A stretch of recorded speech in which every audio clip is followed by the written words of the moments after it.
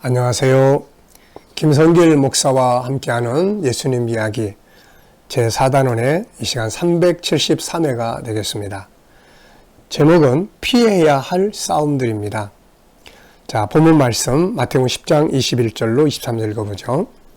장차 형제가 형제를, 아버지가 자식을 죽는데 내주며 자식들이 부모를 대적하여 죽게 하리라. 또 너희가 내 이름으로 말미암아 모든 사람에게 미움을 받을 것이나 끝까지 견디는 자는 구원을 얻으리라.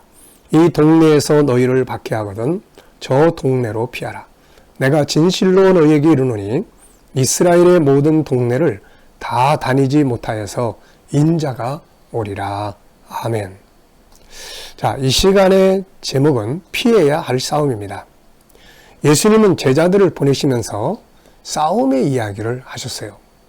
복음은 영적 싸움이 있기 때문에 그렇습니다.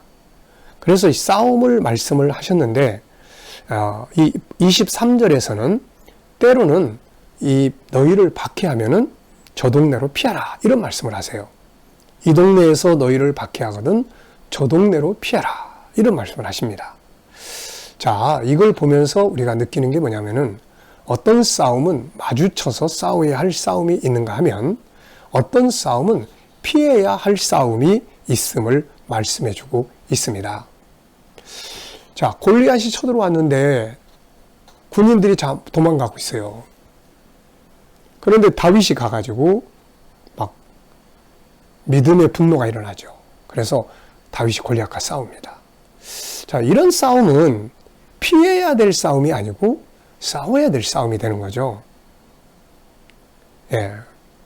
그런데 어떤 싸움은 또 싸우지 말고 또 피하는 것이 필요한 이런 싸움이 있습니다. 자, 어떤 싸움은 마주쳐서 싸워서 이겨야 될 그런 부분이 있죠. 근데 어떤 싸움은 피해서 이기는 것이 있는 거죠. 예수님은 십자가를 피하지 않으시고 죽기까지 싸웠습니다. 이건 싸워야 될 싸움이죠. 바울 사도 역시 마지막 순교하기까지 복음을 위해서 싸움을 싸웠죠. 바울은 이런 말을 했습니다. 히브리서 12장 4절에 보면 너희가 죄와 싸우되 아직 피 흘리기까지는 대항하지 아니하고 피 흘리기까지 죄와 싸우라 그런 이야기를 하고 있는 거예요. 또 예수님은 서머나 교회에게 죽도록 충성하라 이런 말씀하셨어요. 계시록 20장 10절에 보면 너는 장차 받을 고난을 두려워하지 말라. 볼지어다 마귀가 장차 너희 가운데서 몇 사람을 옥에 던져 시험을 받게 하리니 너희가 10일 동안 환난을 받으리라. 네가 죽도록 충성하라. 그리하면 내가 생명의 관을 너에게 주리라. 이런 싸움은 싸워야 합니다. 믿음을 지키기 위한 싸움, 사명의 싸움, 죄와 싸우는 싸움은 이건 피해버리면 안 되는 거예요. 그래서 끝까지 싸워야 될 싸움이죠. 자, 그런데 피해야 할 싸움도 있습니다. 예수님은 이 동네에서 너희를 박해하면 저 동네를 피해라 이런 말씀을 하셨어요. 이 동네에서 박해하면 거기서 죽어라, 순교해라 이런 말씀이 아니라 피해라 이런 말씀하시는 거예요. 그래서 우리가 피해야 될 싸움은 또 뭔지 요거를 좀 생각을 해보려고 합니다. 자, 우선은 전략적으로 다른 곳으로 피해야 할 때가 있습니다. 자, 여기서는 지금 이 동네에서 너희를 박해하거든 저 동네로 피하라. 이건 전략적인 피하는 것입니다. 전략적으로. 사도 바울이 복음을 전하러 다닐 때도 이런 일들이 많았어요. 때가 되니까 그는 순교의 자리를 피하지 않았지만 그러나 그날이 되기까지 전략적으로 피할 때가 많이 있었습니다. 이 말씀처럼 자, 데살로니가에 가서 복음 전하니까 엄청 박해를 받았죠. 그러니까 바울이 그 지역을 피해서 이제 베레아로 갑니다. 또 베레아로 갔더니 거기까지 또 쫓아와가지고 핍박하니까 이번에는 아덴으로 또 가죠. 그리고 또 고린도로 가게 되고 이런 식으로 우리가 피해야 될 때가 있습니다. 전략적으로. 자, 그 다음에는 또 불필요한 싸움은 피해야 돼요. 싸우지 말아야 될 싸움들이 있습니다. 자, 우선 롯과 아브라함의 갈등을 한번 보면은 창세기 13장 8절 아브라함이 롯에게 이르되 우리는 한 친족이라 나나 너나 내 목자나 너의 목자나 서로 다투게 하지 말자. 네 앞에 온 땅이 있지 아니하냐. 나를 떠나가라. 네가 좌하면 나는 우하고 네가 우하면 나는 좌하리라. 아브람과 롯이 갈대아 우르에서 함께 떠나가지고 객지인 가나안 땅으로 왔는데 잘 됐어요. 아브라함도 잘 되고 롯도 잘 되고 재산이 점점점 많이 늘어났습니다. 그러니까 함께 있기가 어려운 거예요. 잘못하면 이제 맨날 싸우게 생겼습니다.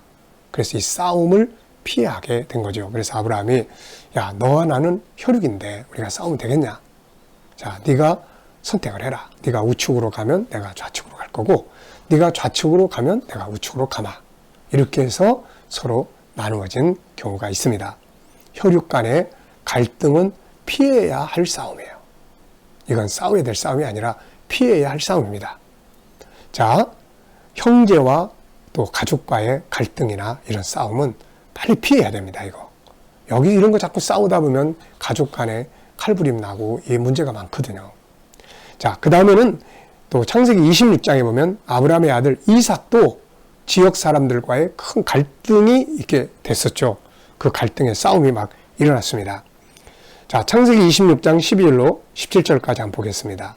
이삭이 그 땅에서 농사하여 그의 100배나 얻었고 여호와께서 복을 주심으로 그 사람이 창대하고 왕성하여 마침내 거부가 되어 양과 소가 떼를 이루고 종이 심이 많으므로 블레셋 사람이 그를 시기하여 그 아버지 아브라함 때에 그 아버지의 종들이 판 모든 우물을 막고 흙으로 메웠더라.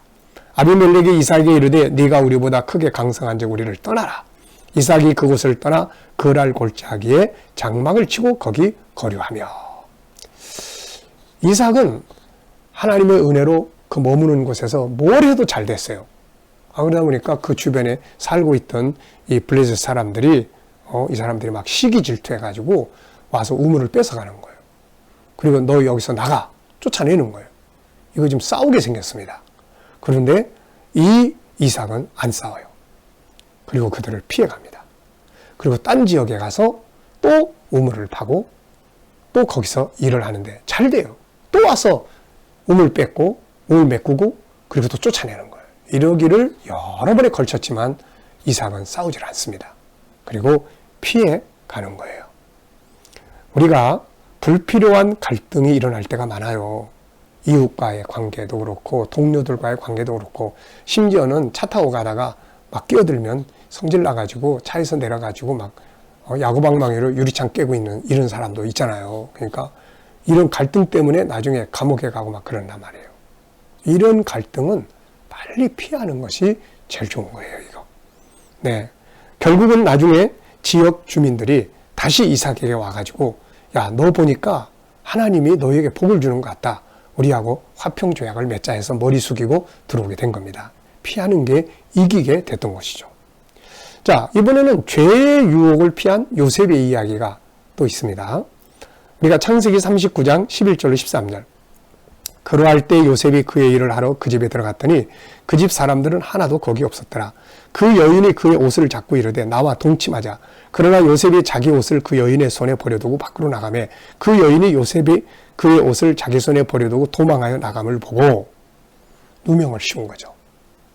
자, 포디발 장군 집에서 노예로 일하던 요셉이 이 장군의 신임을 얻어가지고 가정에 충무가 돼요. 참 젊고 멋지고 막 일 잘하고 그러니까 이 장군의 부인이 이 요셉을 사랑하게 된 거죠. 이 죄를 품은 겁니다. 그래가지고 어떻게든지 요셉을 유혹해가지고 이제 아주 엔조이 하려고 즐거움을 가지려고 그랬죠. 그런데 요셉은 그 자리를 피해버립니다. 도망가 버리는 거예요. 이것 때문에 나중에 누명을 뒤집어 쓰고 그 여자가 말이죠. 요셉이 자기를 겁탈하려고 했다. 그래가지고 막 그 장군에게 이야기를 하고 막 그러니까 요셉은 억울하게 그냥 감옥에 들어간 거죠.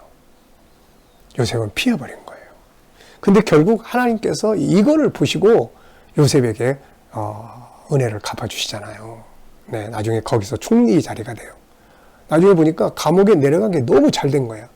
거기 안 갔으면 보디발 장군 집에서 그냥 평생 총무로 그냥 살게 끝났을 거예요.